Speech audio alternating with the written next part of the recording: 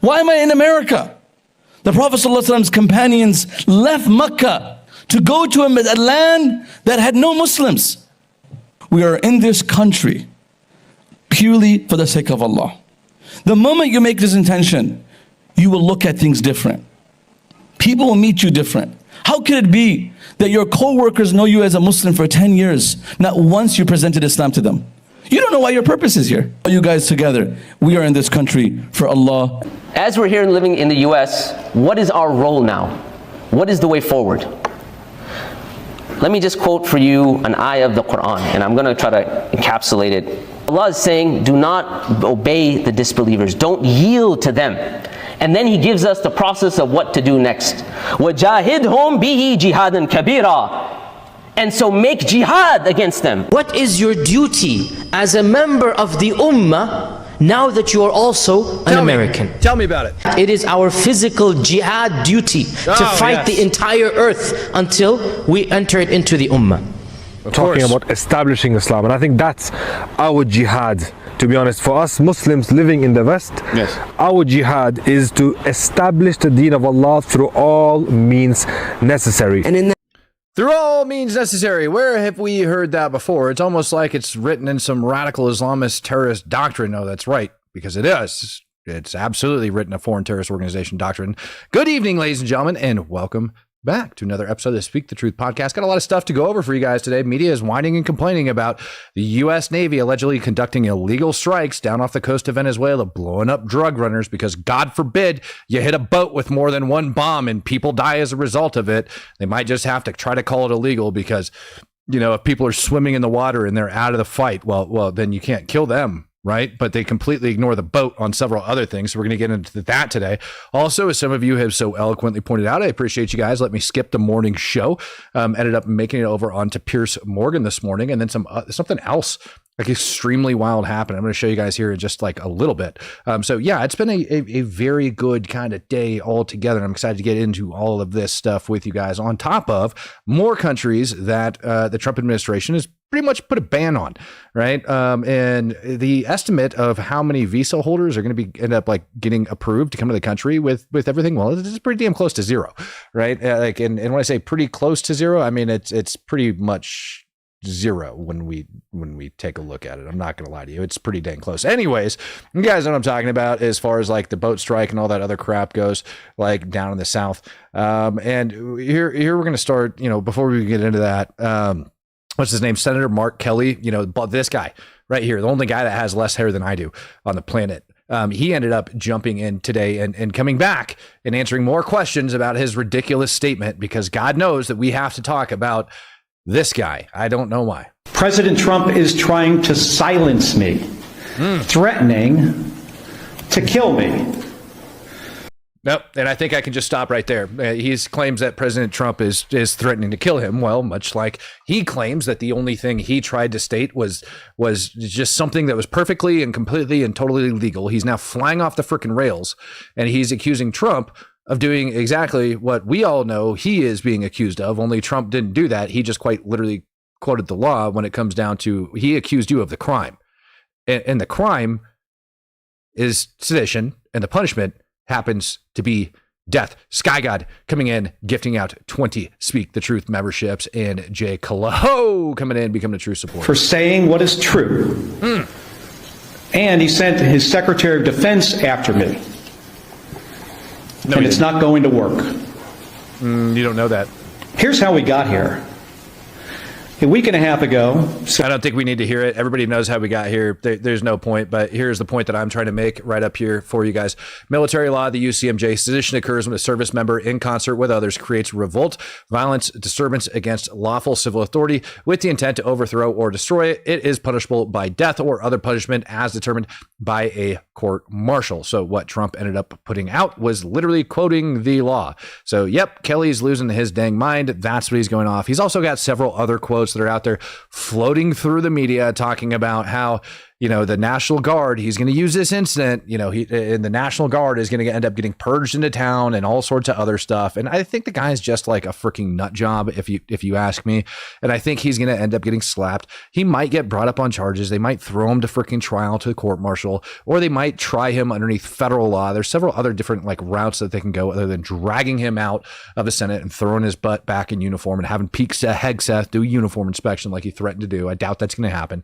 But the main thing that's causing everybody to lose their freaking minds, because they're bringing up the strike on this Venezuela boat that got reported by the Washington Post, saying that we ended up double tapping a boat. And it wasn't even the boat that we were after. It was after these poor old Venezuelan drug lords that were crawling up to the boat, trying to have their lives saved. And the mean old Secretary of Defense got on the phone and ordered down and said, no, you're going to kill everybody on that boat. Well, they brought it up in the White House today. Caroline Leavitt, doing her job, ended up giving us way more insight than I think anybody ever did. And I want you to listen very carefully to the words that she said, because my response that I put out over on X to what Caroline said ended up getting retweeted and quoted by Seb Gorka. So you might want to pay attention to what's about to go down. Caroline, excuse me, regarding Venezuela, the president said yesterday that Secretary Hegseth had denied that second strike, that reported second strike on an alleged drug boat on September 2nd, the secretary said to the president that didn't happen. But to clarify, I just wanted you to clear this up. In his social media post, Secretary Hegseth didn't go into details about that strike. He just said U.S. operations in the area were lawful, and he said that the story and media reports were fabricated. So to be clear, does the administration deny that second strike happened, or did it happen and the administration denies that Secretary Hegseth gave the order? The latter is true, Abe, and I have a statement to read for you here. President Trump and Secretary Hegseth have made it clear that presidentially designated narco-terrorist groups are subject to lethal targeting in accordance with the laws of war. With respect to the strikes in question on September 2nd, Secretary Hegseth authorized Admiral Bradley to conduct these kinetic strikes. Admiral Bradley worked well within his authority and the law, directing the engagement to ensure the boat was destroyed and the threat to the United States of America was eliminated. And I would just add one more point to remind the American public why these lethal strikes are taking place. Because this administration has designated these narco-terrorists as foreign terrorist organizations. The president has a right to take them out if they are threatening the United States of America and if they are bringing illegal narcotics that are killing our citizens at a record rate, which is what they are doing. And under the previous administration, there was enough fentanyl trafficked into our country to kill every American man, woman, and child many times over. And so that's why you've seen a drastic difference in this administration's policy with respect to the last, and it's one of the many reasons the American public reelected this president and support this Secretary of War in conducting these strikes. Yeah, if you guys didn't know, drugs are bad, right? Like, I don't think I had to let her ramble on, but I just wanted to let her finish that statement. Drugs are bad. The narco terrorists that are bringing them into the country, they're bad. They're designated foreign terror organizations. Donald Trump does have the authority to delegate down to Secretary of War Hegseth to go after and direct the Navy, direct the Marine Corps, direct the Air Force, direct the Army in order to take these people out and to make that all happen. Now, she ended up saying something within that statement, which blows my mind, that none of these military experts over on mainstream media have quite brought up. And I hope I brought it back to the correct point. And I want you to listen to this. Targeting in accordance with the laws of war. With respect to the strikes in question on September 2nd, Secretary Hegseth authorized Admiral Bradley to conduct these kinetic strikes. Admiral Bradley worked well within his authority and the law, directing the engagement to ensure the boat was destroyed. Did you hear that? Directing the engagement to ensure the boat was destroyed. The legitimate target that they were going after was the boat. Now, if all of the random reporting from these anonymous sources ends up being true and there was people hanging off of the boat clinging for dear life, I don't care if they were missing an arm and a leg or anything like that. The fact that the boat was still floating and that they had swam over to it, the boat had not been destroyed. The boat and the drugs that are on it are the threat. those are just as big as a threat as the men that are on it. Now, this is completely and totally different when we start talking about other things. Those drugs that are coming into the country, those drugs are what's actually killing Americans. I hope you guys can all understand and appreciate that. Just like if there was a boat full of bombs that was floating towards the United States and we didn't sink the dang thing and it was still left floating on the water, we would direct another strike, what is known as a follow-up strike, and we would direct that in order to completely destroy the target. It is done all of the time. All the time. It's not a joke. It's just how things go. It's called war, ladies and gentlemen. And do you know how I know I'm right? Because I am not the only person that thinks so. I was absolutely, completely, and totally blown away and shocked when I ended up seeing Seb Gorka tweet this out. Yeah, the Seb Gorka ended up putting this out, and he said this with a down arrow pointing directly at what I just told you guys about. All right. The target for the double tap was the boat itself. The important factor continues to be ignored by the military experts, platformed by legacy media. If the target was not successfully destroyed, then a follow-up strike is perfectly legal. And it doesn't matter how many narco-terrorists are hanging off the boat. Well, that's not necessarily true. It might, but legally, though, the target is the boat. So it's okay for them to drop 2 bombs on it, 3 bombs on it, 4 bombs on it, as long as we're not talking about overkill and massive amounts of collateral damage, which aren't going to occur out in the middle of the ocean. All right. It's not. All right. Those people were piloting the boat. They were on it. So those people died. All right. As a result of the second strike targeting the boat. And with that being said, that doesn't make it any more illegal than the initial strike that they ordered on the boat that did not completely destroy it, that had every big a possibility of taking their lives. Now, what I have heard as they continue to state these things is the United States needs to drop bigger bombs on these boats to ensure that it stinks on the first one so that the stupid liberal media can stop complaining. Like, I don't know when we ended up going from war. I don't know. I don't know when everybody decided to start whining and complaining about that type of stuff. When our military is literally doing its job, saving American lives, taking freaking drugs out the water, knocking out narco terrorists, and they're complaining that the United States military is killing terrorists as they execute legitimate military targets. So it's absolutely sad that people even have that take here in the United States of America. And do you know what? There's other things that they ought to be worried about. Do you know what those other things might consist of? Maybe something like this. Fox to reveal what's really going on. Doge exposed our immigration asylum disaster. That was the tip of the iceberg. Now, here's the story. Doge has found that immigration gave a work authorization document to illegals just 5 months after they filed for asylum. That document allowed them to work while they waited to hear whether their asylum request had been accepted or denied. So they could work as an illegal, knowing it would take years before their case was heard. The Immigration Department mailed them a Social Security number. No interview, no proof of identity. Just put it in the mail. Here's your number. In 2021, Doge says 270,000 new aliens were issued Social Security numbers, 590,000 in 2022, 964,000 in 2023, and 2.1 million in 24, right before Biden left office. Doge also discovered that 1.3 million aliens are now receiving Medicaid.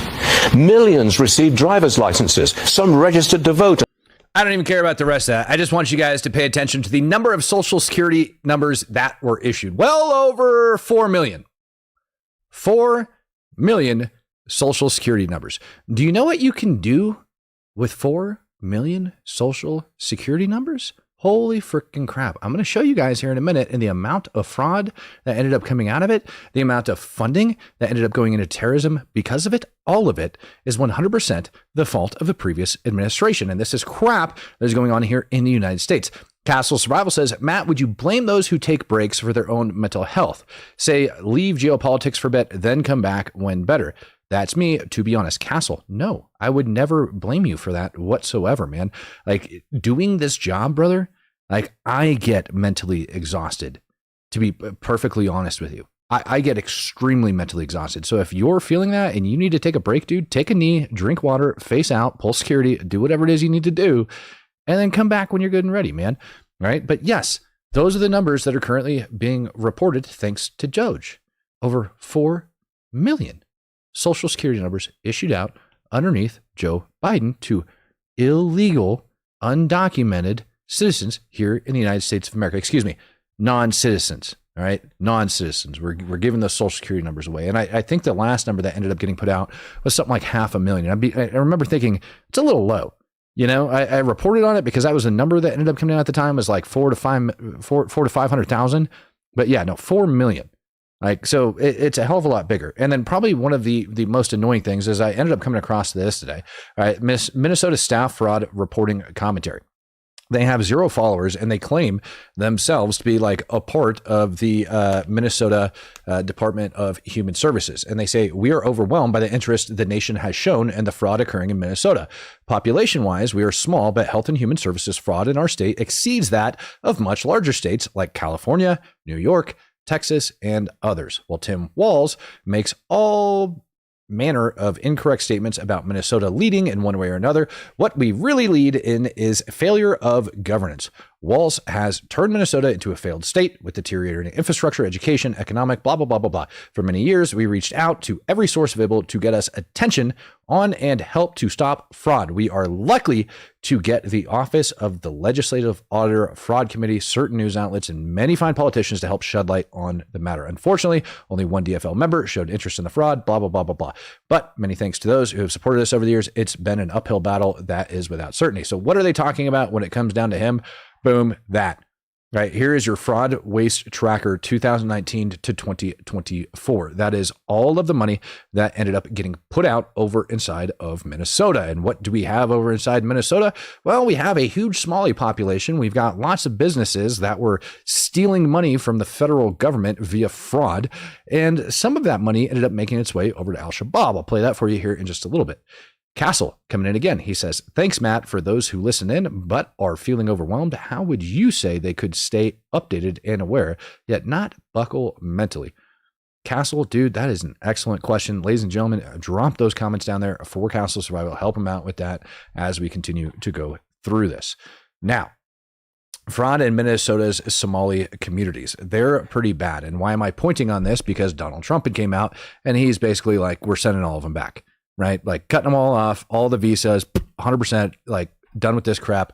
They're all going back. Well, listen to this crap. In with new allegations in a Minnesota voter fraud case that first came to light this summer. 2 people pleaded guilty in federal court to being paid to help register voters. In all, 500 to 600 fraudulent voter registration applications were submitted to election officials in offices in 13 Minnesota counties. Hi there, Frank. It was some sharp election workers in Carver County who realized the names and addresses on the voter registration forms did not match with any county residents. Prosecutors charged 2 people with 1 count each of voter registration fraud. According to the charging documents, the 2 were paid by an unnamed foundation to help register voters. The 2 defendants pled guilty this summer and have since moved out of state.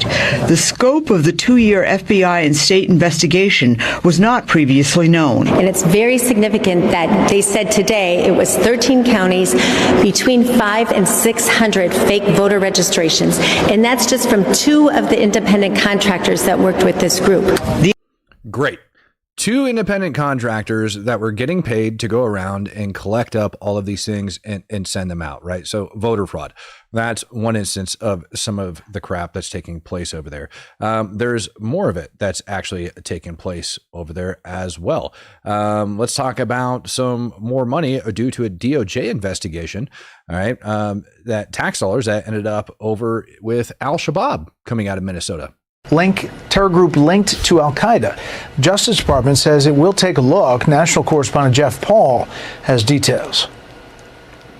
They're calling for an investigation. 4 Minnesota Congress members addressing the state's U.S. attorney, demanding answers after a report claimed taxpayer dollars were ending up in the hands of Somali terror group Al-Shabaab. If you're paying taxes for services you expect and things you expect your state government to provide, those taxes should not be going to a terrorist group in a foreign country. House Majority Whip Tom Emmer is referencing this article written by urban policy magazine City Journal, which is published by a conservative think tank, the Manhattan Institute. Citing unnamed sources, the report alleges funding that was supposed to... Did you guys see that? Did you guys see that headline? The largest funder of Al-Shabaab is the Minnesota taxpayer. The largest funder of Al-Shabaab, a designated foreign terror organization for the United States of America. Its largest donor is Minnesotans or illegal aliens living in Minnesota defrauding the government because 4 million Social Security numbers got given out underneath the Biden administration. Report alleges funding that was supposed to go to state programs to help with housing and feeding people was being stolen. Without specifying an amount, the article claims some of that money was then sent to Somalia through a complex network where it eventually ends up aiding the al-Qaeda-linked terror group. This is a huge black eye to the nonprofit community. There was lack of oversight. There's criminal intent. Minnesota Congresswoman Ilhan Omar. Oh, God. Let's not forget Congresswoman for over there, also from Somalia, also alleged to have married her brother, also alleged to have committed immigration fraud. All of these things, she's still there.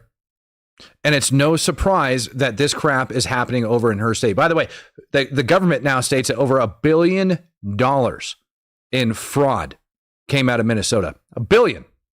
Like with a B. $1 billion. That's a real number. I'm not going to put the number of zeros up on the screen. You can count them in your head. It's a lot. Spoke at the state's capitol yesterday with other state leaders. She didn't directly mention the allegations of the report, but responded to Trump's announcement last week that he was terminating temporary protected status for Somalis in the state. Trump writing that Somali gangs are terrorizing the people of Minnesota. There is not a single evidence that the president or his coonies have put forth. There is not a single evidence. She even speaks proper English, ladies and gentlemen. That there are any single resource from taxpayers in Minnesota that has gone to aid and abet terrorism. What do you guys think? You guys believe her? Because I don't. I most certainly don't. Not even remotely close. No, sir. That language is dangerous. We reached out to the Justice Department about the allegations. A DOJ official tells us the department takes fraud of any kind extremely seriously, and this referral will be thoroughly investigated. You know, and as that video came to an end, I looked at the comment section and it says, I was threatened by a Somali just for being white. D. Evum or D. Devum is the one that ended up commenting that. That's a really interesting story. Of course, we could go back and we could look at some of the other influencers that have walked through the streets over there and discover, yeah, that's a very real thing. That states overran, and the federal government has came out and said over $1 billion in taxpayer money has gone to fraud. I believe I highlighted a report of a local business owner that ended up claiming that he was feeding the children and then ended up taking all of that money, buying his store with it. Now the federal government is looking at taking that back. And there's people that still insist, for the love of God, people still insist that there is not a problem with illegal immigration here in the United States of America. All right. Not only do we have like violent crimes, but we also have white collar crimes. And we also have whatever the heck this crap is, because now you're funding terrorism. And it's coming from your taxpayer dollars. I see some of you in the chat that are from Minnesota.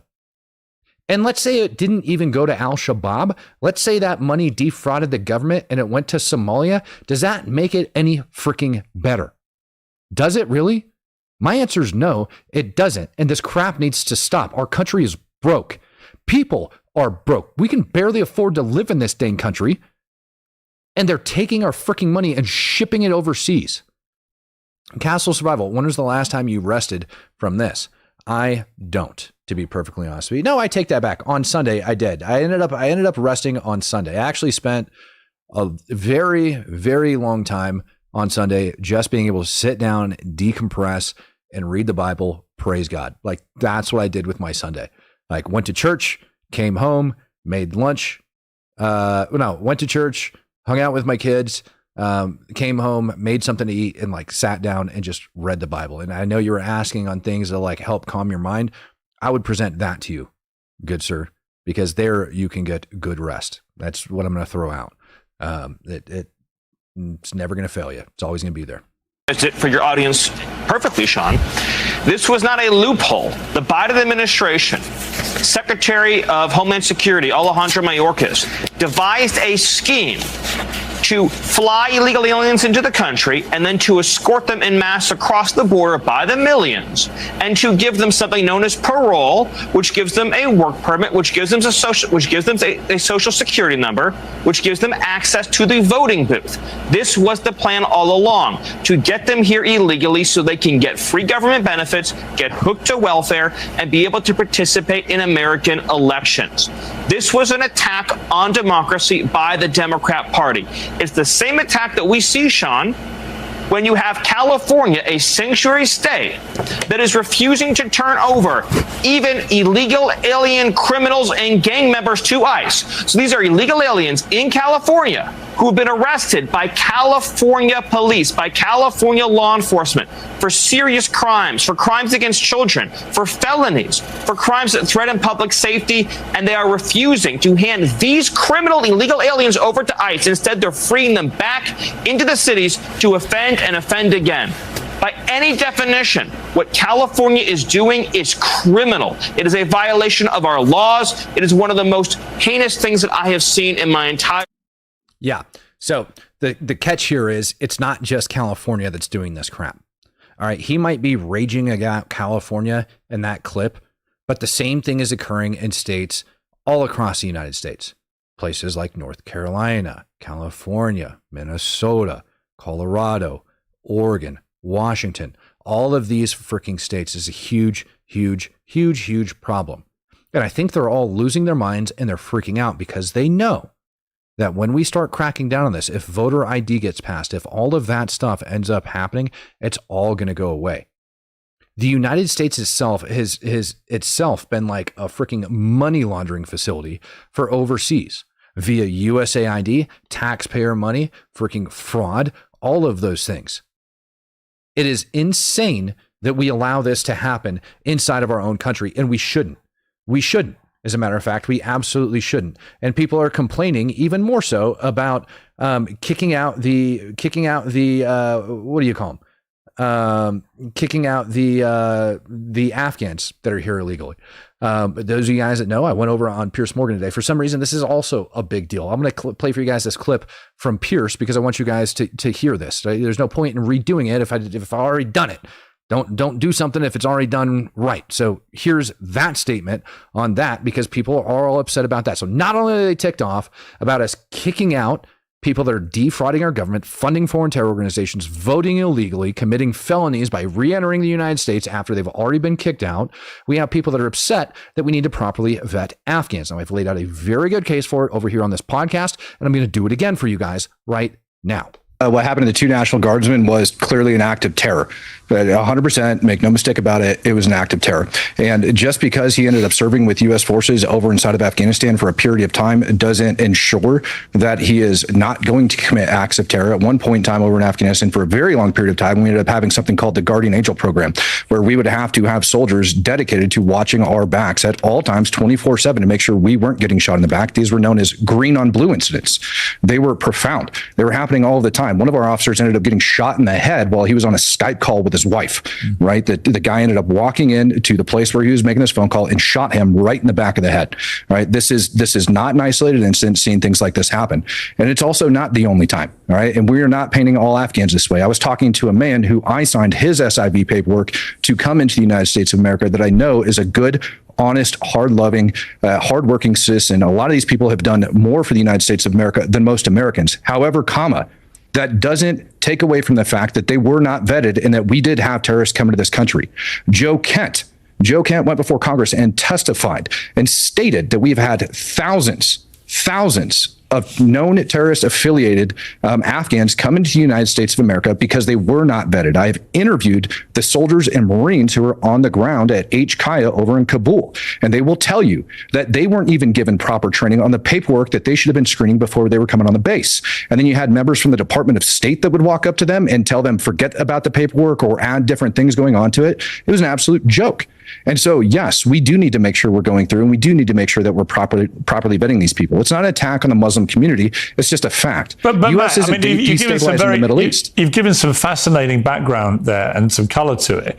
But you've also highlighted, I guess, the problem here and how it gets dealt with in terms of going forward. Right. Because there are clearly some Afghan people that were brought back from the war that you believe are good, decent people who served America's interests at great personal risk to their own lives, who I presume you would feel that there's a duty of care to and that they should be allowed to stay. So how do you determine who stays and who is thrown out?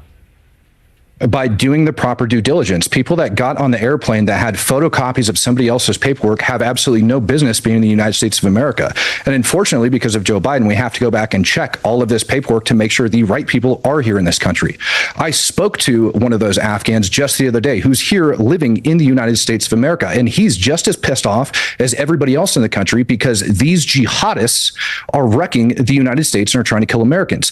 Over inside of Fort Worth, Texas, there was a terror attack that just got thwarted by DPS authorities over outside of Texas. Last year in November, there was 2 Afghan ISIS-affiliated terrorists that got arrested that were going to plan a election day shooting terror attack. They bought hundreds of rounds of ammunition and 2 AK-47s from an informant.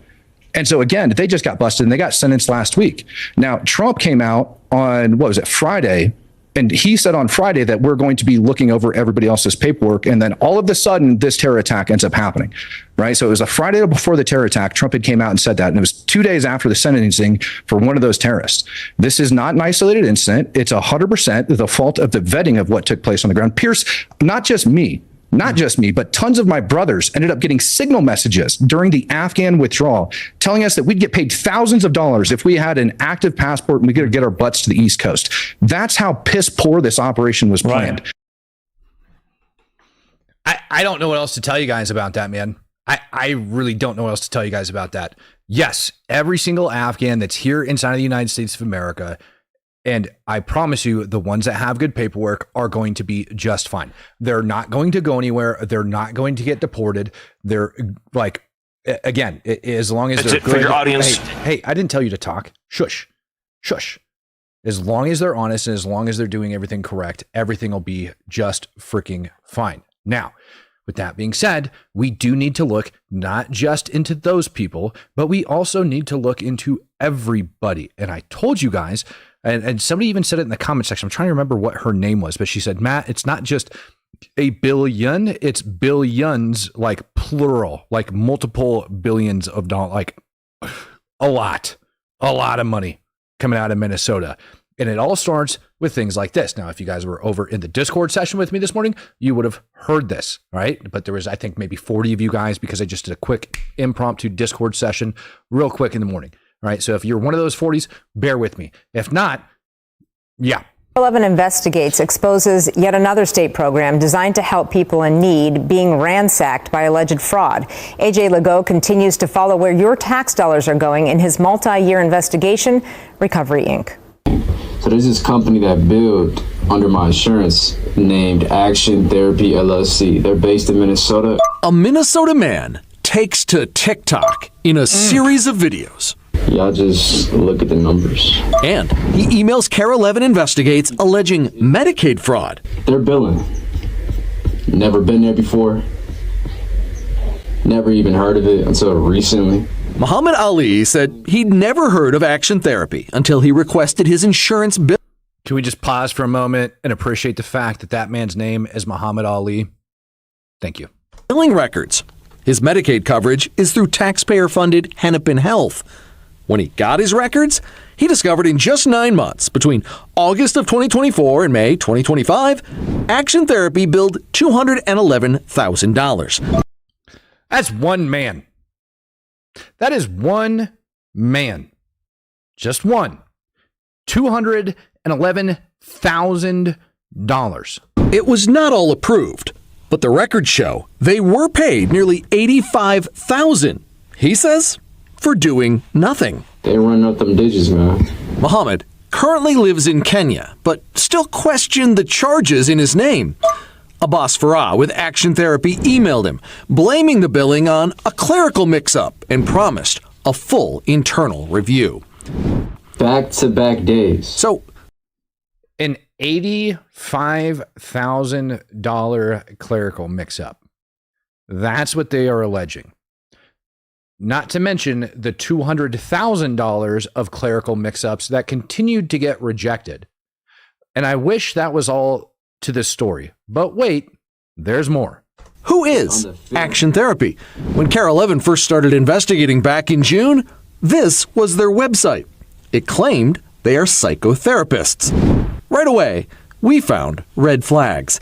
Action Therapy's website listed their non-working phone number as 012-345-6789. Then, their website went dark. In July, a new company website launched. This time, it claims they provide adult rehabilitative mental health services, known by the acronym ARMS, which focuses on real-life skills like budgeting, cooking, personal hygiene, medication management, transportation use, and healthy communication. ARMS is a Medicaid program overseen by the Minnesota Department of Human Services. By the Minnesota Department of Human Services. Now, I want you guys to go back a couple minutes when I ended up pulling up the post from the alleged Minnesota Department of Human Services, like public account of people that claim that that's where they work for. And they've been trying to report fraud forever. And Tim Walz has just randomly blown it off, pretending like it doesn't exist. Remember that. Services.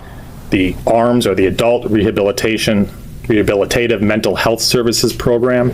Just last week, Acting U.S. Attorney Joseph Thompson flagged ARMS as yet another program the feds are investigating for rampant fraud, as he announced federal wire fraud charges in the wake of Carol Levin's investigation into the housing stabilization program. The level of fraud in these programs is staggering. We wanted to hear Action Therapy's side of their clients' allegations of fraud. So we emailed asking for an interview and also tried calling Action Therapy's listed number on their new website. Sorry, that mailbox is invalid. Well, that got us nowhere. Secretary of State filings confirmed a business address, which brought us to this building in Roseville. All right, so we're looking for a place called Action Therapy.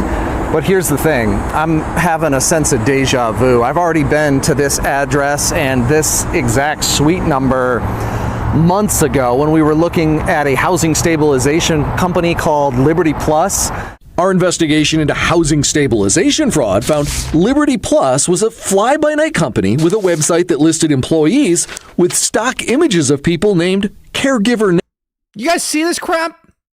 These literal same exact suite. The same exact address, the same exact suite. It literally says caregiver name on the screen. Name. They used posters like this hung in bus stops and gas station bathrooms to sign up homeless people, promising to find them housing. But clients like Julie Kiros said they were given no help and remained homeless, despite large sums of money billed to Medicaid in their name. It's not just stealing money. It's taking away from people that already are poor, broke, homeless, have no options, or on their last leg. Citing Carol Levin's reporting, agents raided Liberty Plus and its owner's home as part of a federal investigation into widespread fraud. Then, just last week, federal charges. Anwar Ahmed Adow, the owner of Liberty Plus LLC, is also being charged here. Now, here we are, going back to the same address and suite, looking for Action Therapy, accused by a client of billing for services not provided. Sweet. Now, I'm also going to pause and come back to the hall, and I'm just going to, even though these faces are blurred out, I want you guys to take a look as he walks past these ladies over here and maybe just try to guess whether or not they might have come from a country of origin that follows the religion of Islam. Provided. Suite 400. Action Therapy. Liberty Plus, the housing stabilization place that was raided, is also listed here.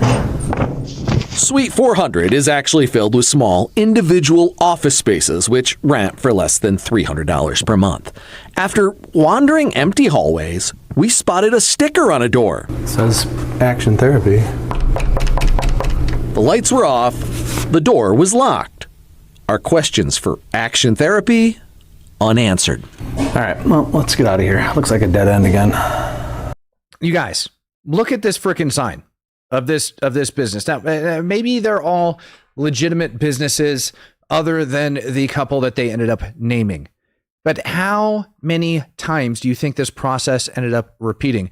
And again, it doesn't sound crazy when I go back and I mention the people that are sitting in the hall where that money may have been going. And the fact that their previous report on that other company for low-income housing actually resulted in a freaking indictment and somebody being brought up on federal charges means that maybe this news agency right here that's reporting on this might know what they're talking about and what they're doing and probably did their due diligence because they don't feel like getting sued by these dang companies. So yeah, hundreds of thousands of dollars being illegally billed, being funneled overseas. And the worst part about it is you have literal employees of the frickin' Department of Human Services for Minnesota that has came out for years complaining about this very thing that this guy is reporting on, and it has been ignored by the state.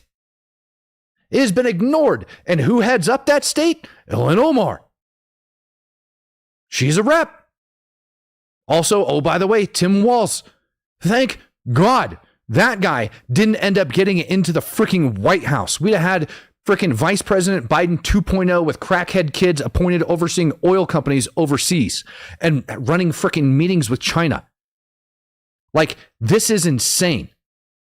Absolutely insane. These are the candidates that ended up getting put forward. And I want you to think about this very, very hard. This is legitimate stuff that's taking place inside of your country. If you guys haven't figured out yet why I stopped saying, you know what? I'm done reporting on wars right now. I think I need to focus a little bit more on what's going on here at home. This is why.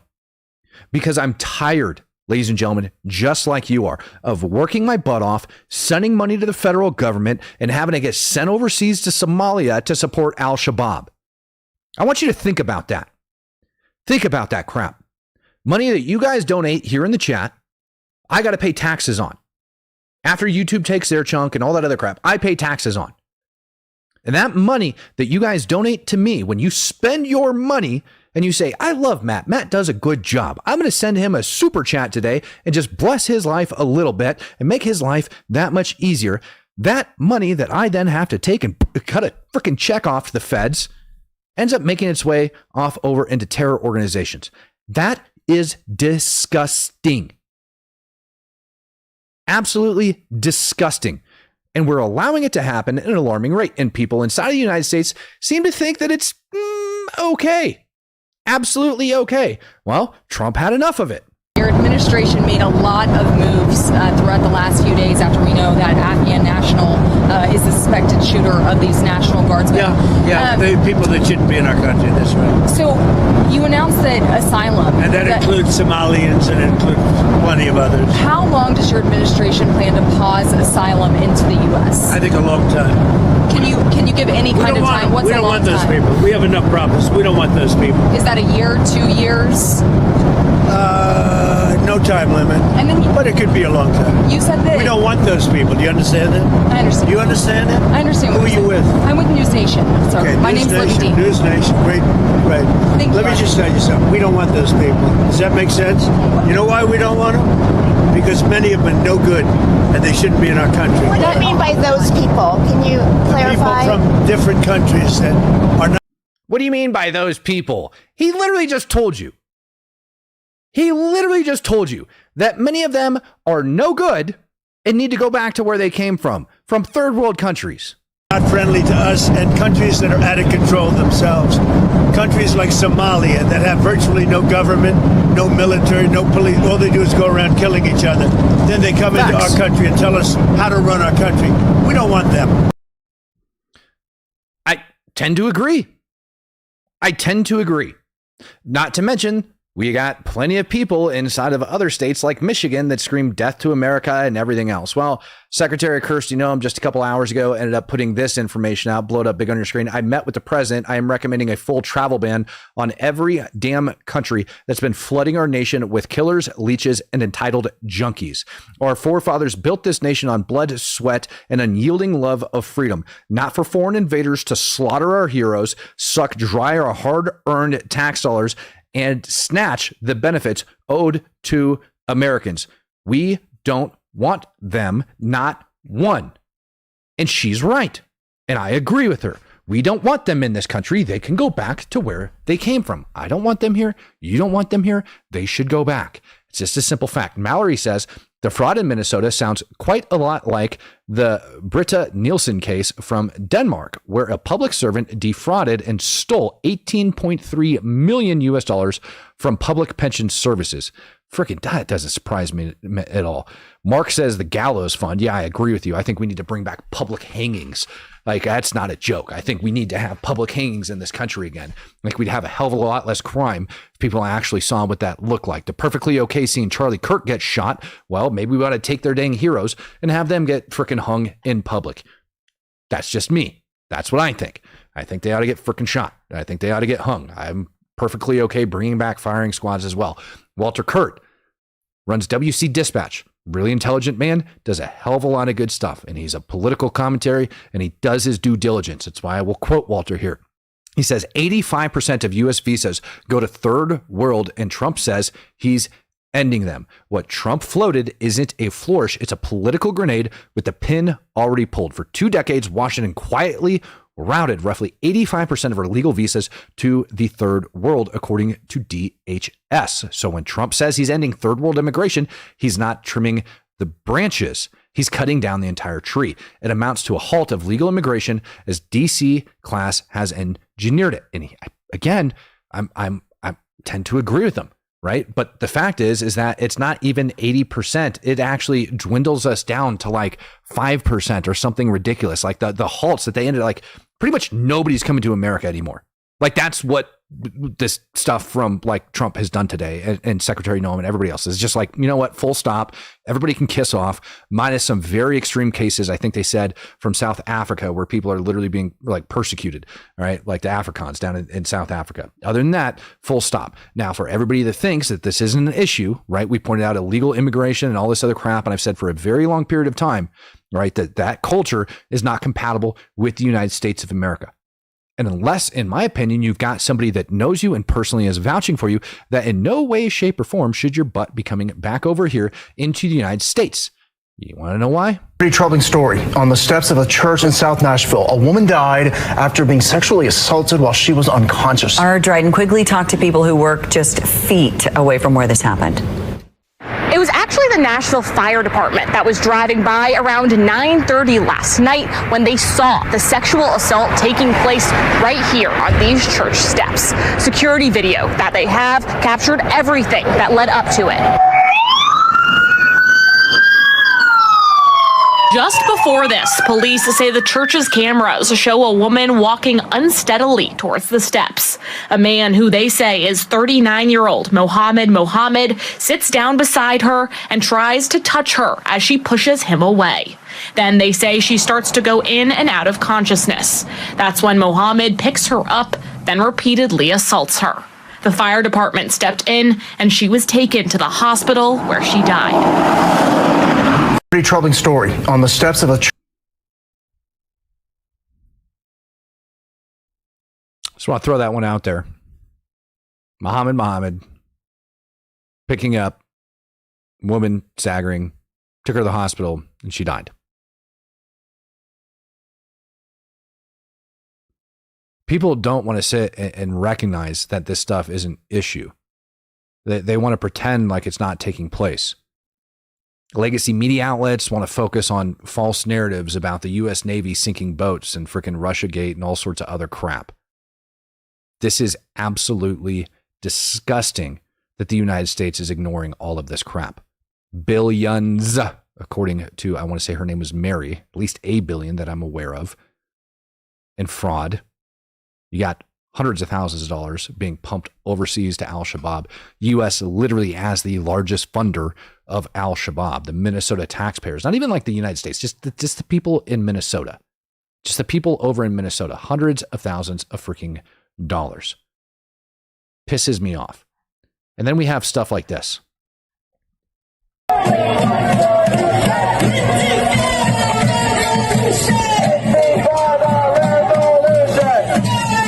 Get it. There is only one solution.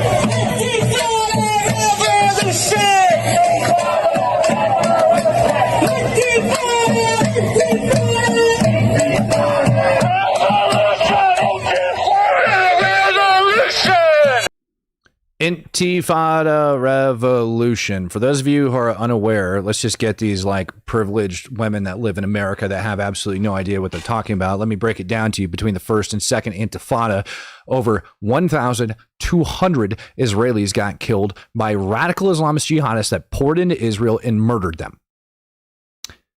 When they stand on the streets inside of America and they shout Intifada revolution and globalize the Intifada, what they're particularly talking about is killing Americans. They're talking about taking what took place over inside of freaking Israel, pouring across from Judea and Samaria, pouring across from Gaza, and killing innocent people for their radical ideology. And these people are standing on the streets in the United States under the guise of the First Amendment, inciting violence. And what's worse is some of these people are unwittingly doing it. And then when you go and you look up and you see what it actually is, go ahead. And if you guys don't believe me, go look up, add up the numbers. It's well over 1,200, actually. Choice says, thanks for everything you do, Matt. Really appreciate your information. News, the MSM here in Australia is pathetic. I totally agree with you. The MSM in the legacy media is a thing of the past. That's why over inside the Pentagon, you ended up having pretty much all the mainstream media outlets get kicked out today, and a lot of freaking influencers and people with large social media accounts were able to get in there as members of the media. Christopher Hincliffe says, I can't stand the crappy drumming, a la snack bar. I'm with you. But this is America, and this is one tiny little corner, I believe, over inside of New York. They had a global Palestinian rally a couple days ago. It's just stretching everywhere. Everywhere. I think it was Saturday is when they did it. Chanting, globalize the Intifada. They want to bring that crap here to the United States of America. And then they come out and they use tequila and they lie and they try to virtue signal and everything else and try to make you feel bad using terms like Islamophobia. You're not being Islamophobic when you don't want the Intifada here in the United States of America. Again, 1,200 people. Between the first and second. I don't want to see 1,200 people murdered in the United States, but if you were to take that and blast it up and start adding up the numbers, maybe I ought to do that and compare that. It'd be 10 times worse than 9/11. That's what they want to do. Remember that video I played early on in the beginning? That's part of it. And oh, by the way, they're using U.S. taxpayer dollars, every frickin' ounce of it, to come after us, to fund it and to do all that crap. Now, with that being said, it's not everybody. Incog Fairday coming in gifting out 5 Speak the Truth memberships. I greatly appreciate you. I really, really do. Hazara community. People out of Afghanistan, Afghans, ended up holding a memorial service for the U.S. soldier that ended up getting shot and killed. The other one, by the way, was able to respond to the nurses in the hospital, and he's now wiggling his toes under command of the nurses. And I want to point this out to you guys, just like I did on Piers Morgan. There is some good-hearted Afghans that have came to this country that want to leave that crap behind. Your administration made a lot of moves throughout the last few days after we know that Afghan national. Who told you to start speaking? Why does that always happen on this channel? It's like I have demons inside my computer, I swear. There are some good-hearted Afghans that are over here in the United States. There really is.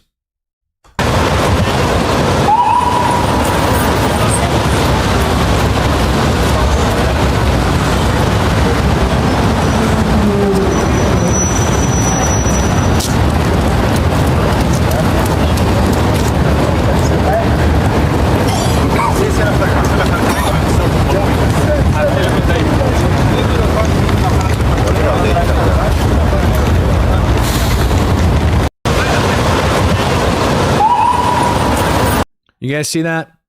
Coming over in solidarity, in memory, because they don't want their names to be ruined by one man. And I agree with them.